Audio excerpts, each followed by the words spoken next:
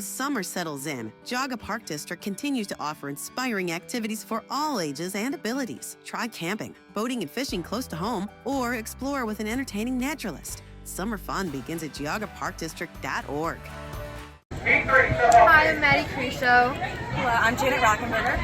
Yeah, and you're both coaching here at the Suburban Swim League Championships here in South Euclid Lyndhurst. How did you both get into coaching? So this is my first year coaching, but I've swam for like 10 years, and I started swimming for the Sharks, and then this past year I really wanted to coach because it's always been something I want to do, and I'm interested in majoring in education when I go to college, so it's kind of right down my alley. And I've had a lot of fun. As a first year coach, it's been a lot of new stuff. It was easy to pick up on though. It's a very welcoming environment. A lot of the coaches really helped me for, just like I was talking about the kids, how they were feeling more comfortable as the season went on, so was I. It's a lot of fun. I really like it. You have a really similar backstory to Maddie. I've also been swimming for a really long time, and I started here on this team.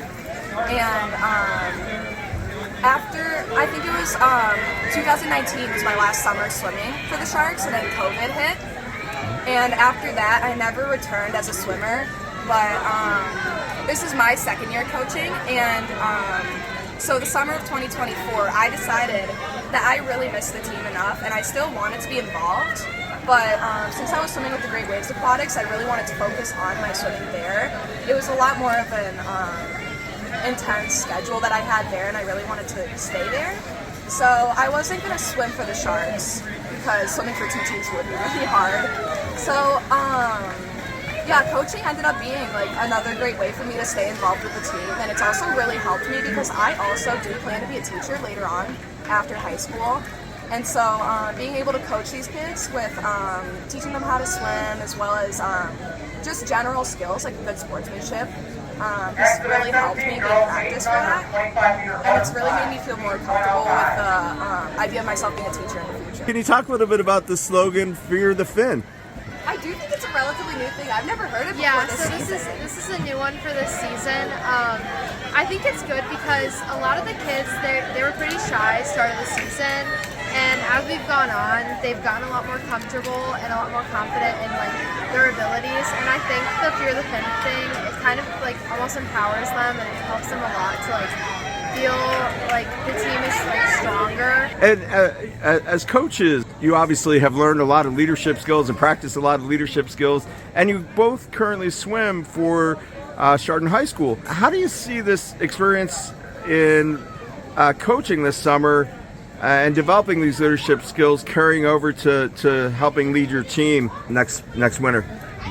So I think both of us kind of we used to be really quiet people on the team, honestly.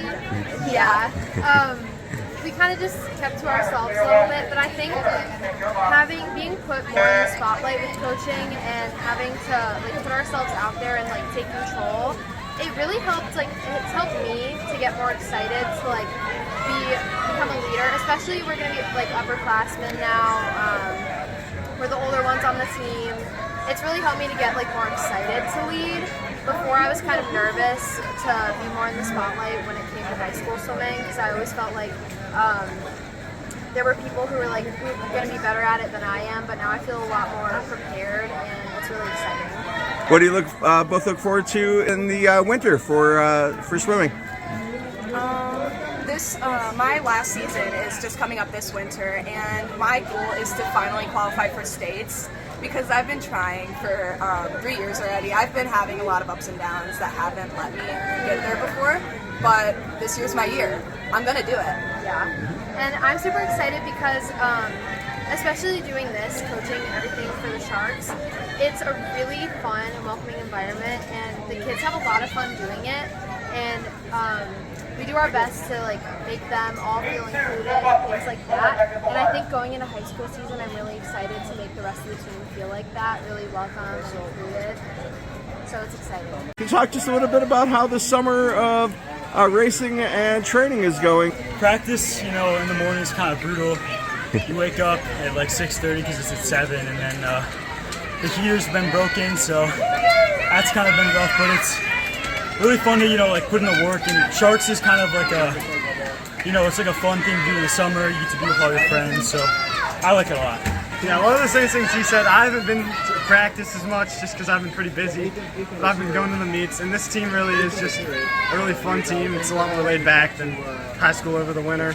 I started swimming with Sharks, I think 3 or 4 years ago. I've been swimming with Sharks since I was probably like 5. I've lived in the Chardon my whole life, so. And my sisters both swam, so I've been swimming for a long time. And so tell us about the season so far. I think it's going pretty good. Not as good as high school season because I'm not training as hard, but it's definitely good to still be training in the summer.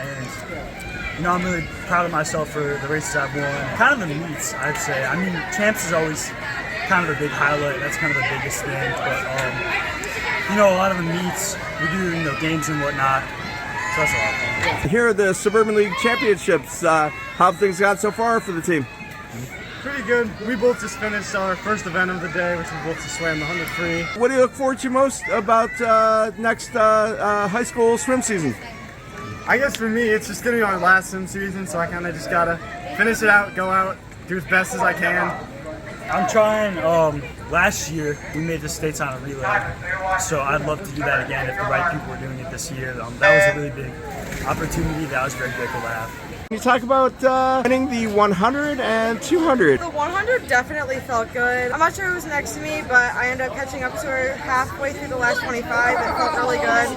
I thought maybe I had second, but when I had first, I was really excited because I wanted to get some kind of first place at some point. And then the 200, I was definitely nervous because without warm-up, it felt a little off, but it felt good after I got in. It was a warm-up anyways. How's the rest of the season been going so far? It's been going pretty good. I feel like I've definitely improved throughout. I know during my off season without rec or high school, I trained with my USA team. After high school season starts, I'm in the water 6 days a week. So definitely works my body a little bit. And tell us about your great freshman year that you had. My freshman year went a lot better than expected. I also got interviewed at WRC for coming home with 4 wins, and sectionals went really well, and then districts was my stopping point. I missed states by a little bit, but hopefully this year, going to my sophomore year, that's my goal to make. What are the main goals for upcoming season for your sophomore year? Definitely states. I want to try to work more in my butterfly because they trained me the last 2 months in butterfly. But those are probably my main 2 strokes are free and fly. I'm hoping to have more fly events for my sophomore year so I can work on that. And what are the main things that you've been focused on this summer with the Sharks? Mostly free. And then a little bit of breast here and there, but mostly free. Here at the Herman Pickle Company, we've been making freshly packed refrigerated pickles in Garrettsville, Ohio for nearly 60 years. Herman's Pickles. That's what a pickle should taste like.